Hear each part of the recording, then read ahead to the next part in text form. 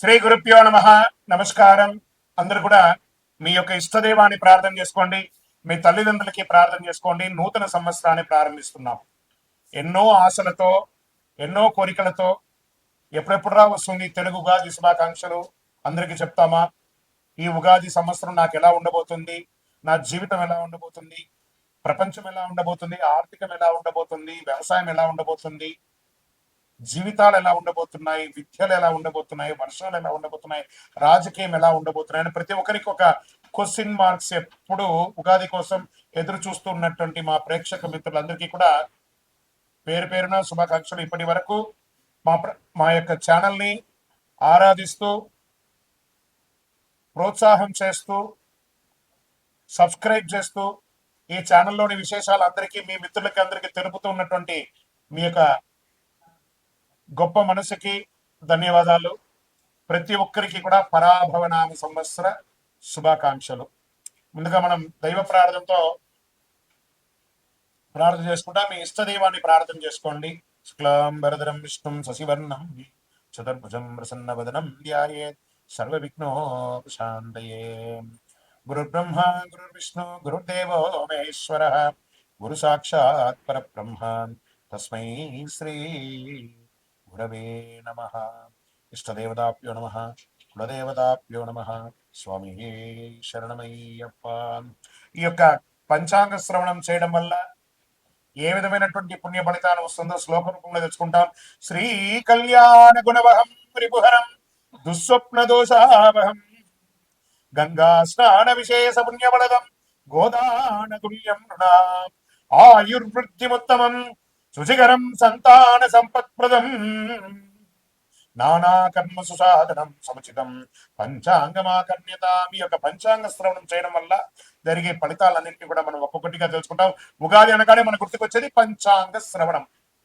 ఈ సంవత్సరంలో ఎవరు రాజాది నవనాయకులు ఉండబోతున్నారు, ఇవన్నీ తెలుసుకోవడానికి పంచాంగం యొక్క మహిమ తెలుసుకోవాలి. మన తిథిర్వారస్య నక్షత్ర యోగ కరణమేవ చ పంచాంగం ఇది విఖ్యాతి లోక సిద్ధాంత కారణం అన్నారు. పంచాంగం 5 అంశాలు: తిథి, వార, నక్షత్ర, యోగ, కరణం. ఈ 5 కలిసిందే పంచాంగం అంటారు. ఉగాది అంటే ఏంటి? యుగానికి ఆది. యుగ ఆది అంటే యుగాది. ఇక్కడ యుగం అంటే ఆది అంటే ఆరంభం, ప్రారంభానికి చిహ్నం అనేది ఉగాది అంటారు. జ్యోతిష్ శాస్త్ర ప్రకారం కాలం 60 సంవత్సరాలు ఒక పెద్ద చక్రం లాగా తిరుగుతూ ఉంటుంది. ఈ చక్రానికి ప్రముఖ నామాలు ప్రణవనామ సంవత్సరం నుంచి మొదలు పెడితే ఇప్పుడు జరిగే సంవత్సరం పేరు పరాభవనామ సంవత్సరం. ఈ 60లో ఇది 40వ సంఖ్య అనమాట. పరాభవం అంటే పరాజయంలా అనిపిస్తుంది అందరికి. చాలా మందికి అయ్యో ఈ సంవత్సరం అంతా పరాభవం ఉంటుందేమో అని. కానీ ఇది ఒక గంభీర శక్తివంతమైనటువంటి జీవితాన్ని నేర్పించే, ఒక అద్భుతాన్ని పాఠాన్ని ఇచ్చే ఒక సంవత్సరం అని చెప్పచ్చు. ప్రతి సంవత్సరంకి ప్రత్యేక శక్తి ఇస్తుంది. ఈ సంవత్సరం పరాభవనామ సంవత్సరం 2026 మార్చి 19 నుంచి పరాభవనామ సంవత్సరంలోకి అడుగు పెడుతున్నాం. పరాభవనామ సంవత్సరం గతంలో 1966 మరియు 67 వచ్చింది.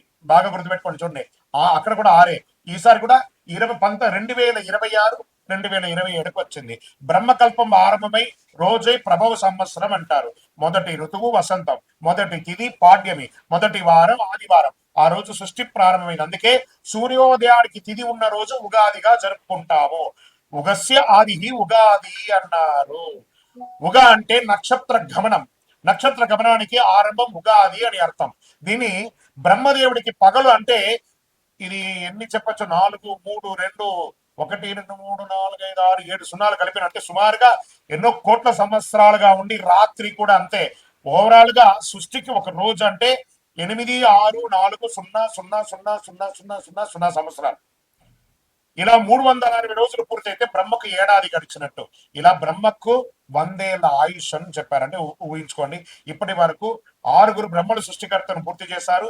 ప్రస్తుతం 7వ బ్రహ్మ ద్వితీయ పదార్థంలో ఉన్నాడు. అంటే ఆయన వయసు 51 సంవత్సరాలట. చూసుకోండి, యొక్క కలియుగం ఇంకెన్నేళ్ళు ఉండబోతుందో. ప్రస్తుతం మనం యొక్క వైవస్వత మన్వత్తరం కలియుగంలో ఉన్నాం. శ్రీ మహావిష్ణువు మత్స్యావతారంలో సోమకాసురుడు అనేక రాక్షసుని సంహరించిన, వేదాలు రక్షించి బ్రహ్మకు అప్పగించిన రోజు ఉగాది అంటారు. శ్రీరామచంద్రుడు, విక్రమాదిత్యుడు, శాలివాహనుడు పట్టాభిషేకులయ్యారట ఈ ఉగాది రోజే. వరాహమిత్రుడు జాతికి పంచాంగాన్ని అంకితం ఇచ్చినటువంటి రోజు కూడా ఇదే రోజు అంటారు. తెలుగు సంవత్సరాలు 2026లో రాబోతున్న సంవత్సరం పేరు పరాభవనామ సంవత్సరం. మళ్ళీ మళ్ళీ ఈ పరాభవనామ సంవత్సరం గురించి చెప్తున్నాం. ఈ యొక్క 26, 27 పరాభవ సంవత్సరంలో అర్థం యొక్క పర ప్లస్ భవ. పర అంటే వెలుతురు, బాహ్య శక్తులు. భవ అంటే వ్యవధి, ఉనికిని చూపేది. పరాభవ పరబాహ్య ఆశ్రయానికి అహంకారం కూలిపోవడం అని అర్థమే కానీ పరాభవం అంటే ఓటమి కాదు. బాగా గుర్తుపెట్టుకోండి. మనలో ఉన్న అహంకారం, కామక్రోధ లోభ శీర్షాడంబాల దుర్గుణాలన్నింటినీ దురిపేయడం అనమాట. అదే ఈ యొక్క పరాభవంలో అహంకార మాయ భ్రమలో ఉన్న వారికి పరీక్ష సంవత్సరము అని కూడా చెప్పచ్చు. కలియుగ ప్రమాణం 4,32,000 సంవత్సరాలు. శ్వేత వరాహ కల్పమందులు 7 అయినటువంటి వైవస్వతంతుడు 28 మహామండలి కలియుగ ప్రథమ పాదంలో 5,127 అనమాట. ఇది ప్రభవాది సంవత్సరాల 45 సంవత్సరం చాంద్రమానం స్వస్తి ప్రాభవనం సంవత్సరంగా చెప్పబడింది. ఇది ఎలా ప్రారంభమవుతుందో కూడా చెప్తా చూడండి. కలియుగ శతాబ్దంలో 5,127.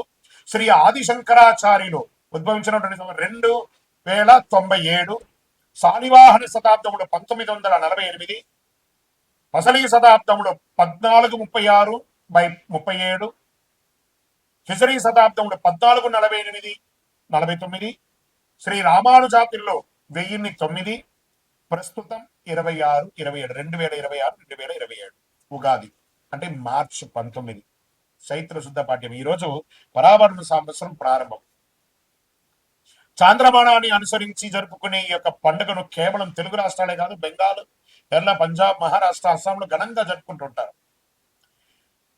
గడిచిన సంవత్సరం అందించినటువంటి విజయాలు నూతన సంవత్సరంలో కొనసాగాలి. గడిచిన ఏడాదిలో ఎదుర్కొన్నటువంటి ఇబ్బందులు నూతన సంవత్సరంలో ముగింపు పనికి కోరుకుంటూ ముందుగా పరాభవనామ సంవత్సర శుభాకాంక్షలు ప్రేక్షక మిత్రులందరికీ. శ్రీ పరాభవనామ సంవత్సరం మిథున రాశి ఫలితాలు. మిత్రులారా, మీకు శుభాకాంక్షలు. మృగశిర నక్షత్రం 3, 4 పాదములు, ఆరుద్ర నక్షత్రం మరియు పునర్వసు నక్షత్రం 1, 2, 3 పాదాలకు జన్మించిన మీరు మిథున రాశి వారిగా పరిగణించబడుతున్నారు. ఈ సంవత్సరం మీకు శుభాశుభ ఫలితాలు ఎలా ఉన్నాయంటే, కొత్త అవకాశాలు, కొత్త బాధ్యతలు, కొత్త పరిచయాలు. సంవత్సరం మొట్టమొదట కొంత ఒత్తిడి కనిపించిన సంవత్సరం మధ్య నుంచి అభివృద్ధి అభివృద్ధి అభివృద్ధి అభివృద్ధి అభివృద్ధి. గెట్ రెడీ మిథున రాశులారా, జాక్పాట్ ఆన్ ద వే. అద్భుతం. గోచార ప్రకారం శని భగవానుడు ఈ సంవత్సరం శని మీనరాశిలో 10వ స్థానంలో సంచరిస్తున్నారు. ఉద్యోగంలో బాధ్యతలు పెరుగుతాయి. కష్టపడి పని చేయాల్సిన పరిస్థితి వచ్చినా చివరికి మంచి గుర్తింపు వచ్చే తీరుతుంది. గురు భగవానుడు 1వ ఇంట ఉంటారు ప్రారంభంలో. జూన్ 2, 2026 గురువు 2వ ఇంటికి మారుతున్నారు. అక్టోబర్ 31, 26 గురువు 3వ ఇంటికి మారుతున్నారు.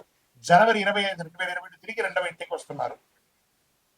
దీనివల్ల ఆత్మవిశ్వాసం పెరుగుతుంది, ధనలాభం పెరుగుతుంది, కుటుంబ అభివృద్ధి పెరుగుతుంది. మరి రాహు కేతు ఈ సంవత్సరంలో ప్రారంభంలో రాహు 9వ ఇంట్లో, కేతు 3వ ఇంట్లో. డిసెంబర్ 6, 2026 రాహు 8వ ఇంట, కేతు 2వ ఇంట. దీనివల్ల ప్రయాణం పెరుగుతుంది, కొంత మానసిక ఒత్తిడి వస్తుంది, ఆధ్యాత్మికమైనటువంటి యాత్రలు పెరిగే అవకాశాలు ఎక్కువ కనబడుతున్నాయి. ఇంకా ఈ సంవత్సరం అంతా కూడా ఉద్యోగస్తులకి ఎలా ఉంటుంది, ప్రైవేట్ మరియు ప్రభుత్వ ఉద్యోగస్తులకి తీసుకుందాం. ముందు ప్రైవేట్ ఉద్యోగస్తులకి చాలా మందికి మాకు లే ఆఫ్ అయిందండి, మాకు టెక్నికల్ గా మమ్మల్ని ఉద్యోగం నుంచి తీసేశారండి, మా పరిస్థితి ఏందండి? ఇదే పెద్ద క్వశ్చన్ మార్క్ కదా. ఇది దేశంలోనూ అంతర్దేశంలో ఉన్న విదేశాల్లో ఉన్న వాళ్ళకి కూడా కలిపి చెప్తున్నాను. ఇది తప్పదు. దీనికి ఆల్టర్నేటివ్ మాత్రం ఎప్పుడు చూసుకుంటారు. అందుకే ఎప్పుడు ఒకటే ఇన్కమ్ సోర్స్ కాకుండా ఆల్టర్నేటివ్ ఇన్కమ్ సోర్స్ కూడా చూసుకోవాలి. మీతో పాటు చిరు వ్యాపారం మొదలు పెట్టండి. ప్రైవేట్ రంగం వాళ్ళు చిన్న చిన్న వ్యాపారాలు ఈ కామర్స్ ద్వారా చేయండి. పెట్టుబడి పెట్టి షోరూమ్లు కాదు, ఈ కామర్స్ ద్వారా చేయండి. క్లౌడ్ కిచెన్స్ చేయండి, లేదా చిన్న చిన్న వస్తువులు మార్కెట్ చేయండి. తర్వాత జూన్ తర్వాత మళ్ళీ మీ ఉద్యోగాలన్నీ పునర్వ్యవస్థీకరించబడతాయి. లేదా ఆల్రెడీ ఉద్యోగంలో ఉన్నవాడు, ప్రైవేట్ ఉద్యోగం ఉన్నవాడు మీకు లే ఆఫ్ టైం ఇచ్చినా కూడా మళ్ళీ మిమ్మల్ని పరిగణలో తీసుకునే అవకాశాలు కూడా కనబడుతున్నాయి. ఇంకా ప్రభుత్వ రంగ ఉద్యోగస్తులకు వచ్చేటప్పటికీ అద్భుతమైనటువంటి సమయం. చాలా అవకాశాలు, అవార్డ్స్, రివార్డ్స్, మీకు మంచి మంచి అవకాశాలు, ప్రమోషన్స్, ఇంక్రిమెంట్స్ చాలా బాగున్నాయి. కానీ ఇవన్నీ బాగున్నప్పుడు కాస్త అసాంఘికమైనటువంటి పనులు చేయాలని అనిపిస్తుంది. అక్కడే దెబ్బ కొడుతుంది. కాబట్టి జాగ్రత్త. తర్వాత దానివల్ల మీ ఉద్యోగమే పోయే అవకాశాలు ఉంటాయి. కాబట్టి జాగ్రత్త పడండి. ఇంకా వ్యాపారస్తులకి సూపర్. మీ డెట్స్ అన్ని తీరిపోయే అవకాశాలు ఉన్నాయి. నిల్వ ఉన్నటువంటి వస్తువులన్నీ త్వరగా అమ్ముడుపోయి కొత్త కొత్త వస్తువులతో కొత్త కొత్త వ్యాపార మెలికలతో expansion of your business branches లేకపోతే ఫ్రాంచైజ్ ఇలా ఇచ్చే అవకాశాలు ఉన్నాయి. అంతర్రాష్ట్ర వ్యాపారాలు కూడా మొదలుపెట్టే అవకాశాలు బాగా ఉన్నాయి. సో ఇక్కడ వివాహం వచ్చేటప్పటికి ఎన్నో రోజులుగా ఎదురు చూస్తున్నటువంటి వివాహం కాని వారికి అందరికీ కూడా వివాహం అయ్యే అవకాశాలు బాగా కనబడుతున్నాయి. వివాహం అయిన వారిలో మైత్రీయ భావం తొలగి విడిపోయి ఉన్న వాళ్ళు, విడాకులు తీసుకున్న వాళ్ళు కూడా కలిసే అవకాశాలు ఉన్నాయి. లేదా ఒకరి పట్ల ఒకరు కోపం ఉన్న వాళ్ళందరూ కూడా విడిపోయిన వాళ్ళందరూ మళ్ళీ కలిసే అవకాశాలు ఎక్కువ శాతం ఉన్నాయి. ప్రేమానురాగం పెరుగుతుంది, బంధువుల మధ్య ఆప్యాయత పెరుగుతుంది, అన్నదమ్ముల మధ్య సఖ్యత పెరుగుతుంది. తల్లిదండ్రుల ఆరోగ్యం పట్ల కాస్త శ్రద్ధ వహించండి. పిల్లల యొక్క ఉపనయనాదులు, ఉద్యోగ లేదా విద్య, వాళ్ళ కోసం స్కూల్స్ యూనివర్సిటీస్ అంతా ట్రై చేస్తుంటారు కదా, అవన్నీ కూడా ప్రయత్నం చేయండి. ప్రత్యేకించి ఈ సంవత్సరము లైసెన్స్ రెన్యువల్స్, ఇన్సూరెన్స్ రెన్యువల్స్, వాహనం రెన్యువల్స్, ప్రాపర్టీ ట్యాక్స్ ఇలాంటివన్నీ కొంచెం గట్టిగా చూసుకోండి. ఆరోగ్యం పట్ల కాస్త నర్వస్ ప్రాబ్లమ్స్ వచ్చే అవకాశాలు ఉన్నాయి. న్యూరో రిలేటెడ్ గా కొంచెం శ్రద్ధ తీసుకోవాల్సి ఉంటుంది. స్ట్రెస్ ఎక్కువ వస్తుంది, కాళ్ళ మీద ప్రెషర్ వచ్చే అవకాశాలు ఉంటాయి. అవన్నీ కూడా మీరు ఒకసారి స్కిన్ డెర్మటాలజిస్ట్ ని కూడా ఒకసారి సంప్రదించండి. ఓవరాల్ మీరు మాత్రం ఒకసారి ఆరోగ్యపరంగా జనరల్ చెకప్ చేసుకోక తప్పదు. ఇంకా ప్రయాణాలకి తీసుకుంటే మీరు విదేశీయ ప్రయాణం కోసం చేస్తున్నారు, నా వీసా రిజెక్ట్ అయ్యింది, ఏం చేయాలి గురుగారు? మీరేమో బాగుందని చెప్తున్నారు, మాకు ఇలా అయింది.